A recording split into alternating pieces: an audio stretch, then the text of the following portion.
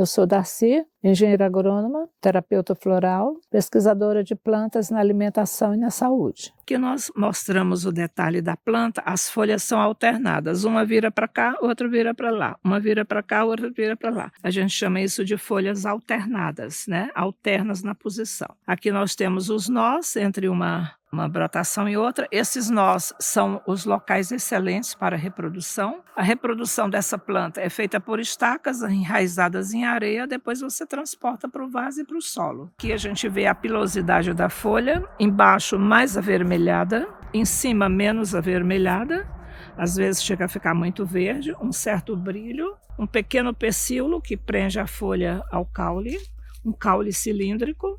Olha aqui o caule vermelho também, olha aqui o outro aqui, ó, bem vermelho, ó. É a mesma planta, ó, só que ela muda o comportamento. Ela tá até roxeada, né? Exatamente, olha. Voltamos do campo, nós colhemos aqui um galho da penicilina, né, que dá para ver aqui a disposição das folhas. Nós vamos utilizar como a parte medicinal as folhas. Aqui na extremidade eu tiro, né, a pontinha. Os galhos servem de muda, podem enraizar na areia para a produção de mudas. E aqui eu tenho as folhas, eu tenho as flores, né, que eu posso utilizar também na minha preparação do medicamento, né? Eu tiro os talos mais grosseiros e aqui eu faço aquela tradicional picagem para facilitar a secagem rápida e manter a qualidade da composição química da planta, sem ter oxidação, sem ter perdas de elementos nutritivos.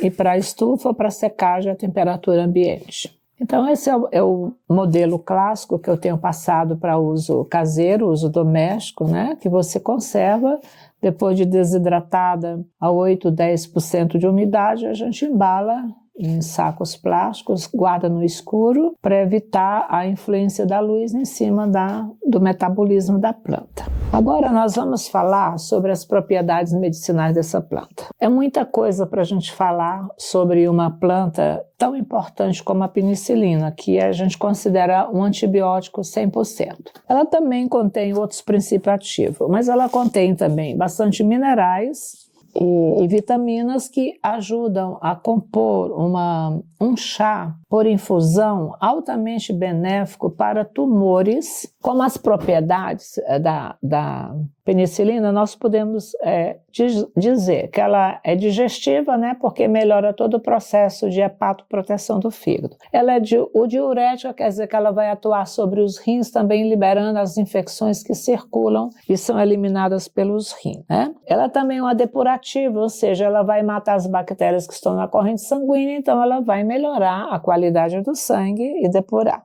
Banhos também, você pode tomar banho com essa planta. Por exemplo, você deslocou caiu, né, não digo fratura óssea, mas deslocamento da junta, das articulações, às vezes inflama aquela articulação. Então, um banho com ela, ou então a compressa com ela no local ajuda bastante a desinflamar aquela área lesionada por queda. Muitas inflamações com tosse também que ocorrem a nível pulmonar, a florzinha dela junto com a flor ajuda também a eliminar essa tosse, essa bactéria que gera tosse. Esqueci também que ela atua no herpes simples, ela combate bem as quedas de herpes simples. O herpes simples costuma dar feridas, lesõezinhas na pele, então ela ajuda bastante, tanto na forma de banho como na forma de ingestão por infusão. Ela tem uma ação analgésica, evita essa queda de energia no órgão, antiviral também, é anti-inflamatório, ou seja, vai tirar os efeitos dessa degradação da proteína do tecido humano. É cicatrizante, vai estimular o colágeno a fechar aquilo ali. Pesquisas que falam dela até como ansiolítica. Claro, se você está bem, você nem tem ansiedade, a gente só fica ansiosa quando a gente tem medo, dúvidas, inseguranças, né?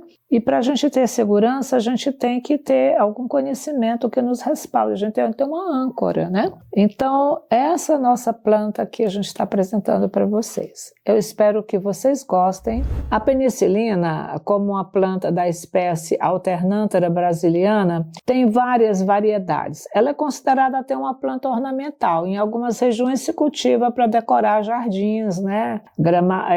Decorar as residências, as propriedades. Na América do Norte existe inclusive cultivo de variedades. Hoje, dentro do mercado de flores, você encontra plantas dessa espécie com variedades diferentes, já ornamentais, em cores verdes, vermelhas, arroxeadas, e com pequenas variações, umas flores maiores, umas flores menores também, que a gente chama de perpétua. É muito grande a gama de variedades da Alternanthera hoje no Brasil. Você vai encontrar de norte a sul do Brasil rasteiras maiores, como exemplo, essa que a gente usa para medicação, ela atinge até 1,20 m de altura, mas uma grande parte delas é bem rasteira, bem nativa, e nessa época de inverno elas florescem bastante mesmo. Se você vai no mercado de flores, você vai comprar como perpétua. Você vai encontrar como flores na região de Mato Grosso, Goiás, como flores nativas que eles secam e vendem para você decorar os seus arranjos de flores. Então, é muito grande o número de variedades. Eu recomendo para quem vai colher para medicação, escolher sempre essa variedade que a gente chama a roxa, né? Que a gente sabe que é a mais medicinal. Até porque essa cor roxa, ela nos deixa uma quantidade de fenóis muito maior. A cor da uva tem fenóis, é mais verde escura. Todas as plantas que estão do roxo ao vermelho, elas são ricas em fenóis e polifenóis, que são os poderosos antioxidantes. E o antioxidante, o que ele faz? Ele destrói exatamente aquela parte negativa, que são as bactérias, os fungos e os vírus. Evitar apenas em gestantes, em quem está amamentando, porque a gente não sabe o que esse fungo que é tão benéfico para cicatrizar a ferida, estimular o colágeno, proteger o fígado, pode fazer dentro de uma gestação. Porque a gente não tem informação, a gente não recomenda. Mas a partir de 5 anos de idade, na criança, já não está mais mamando, você pode dar o chazinho, sempre respeitar as dosagens, né? Os limites diários. Para lavar feridas, então, nem tem contraindicação. Até do bebê mesmo, de uma criancinha, está com a ferida, faz o chá. As flores têm uma ação bastante forte também, como cicatrizantes. Sempre usar o chá por infusão, né, 3 xícaras ao dia, ou então 1 litro de chá, bem diluído, bem fraquinho, durante o dia inteiro com ela. Um antibiótico a gente não deve tomar mais do que 1 semana para estourar 10 dias. Não sarou em 10 dias, vai pesquisar a causa real, porque aí a causa pode ser mais complicada e você precisa ter um conhecimento das causas do que está te levando àquela doença ou àquela inflamação. Então, sempre usar para a medicação a planta com a folha o mais vermelho possível e com as flores os mais graúdos e brancos possíveis. Anti-inflamatória. Nas pesquisas científicas que eu percebi nessa revisão de revistas científicas, eu vi que ela tem uma ação sobre o H. pylori, bastante intensa, né?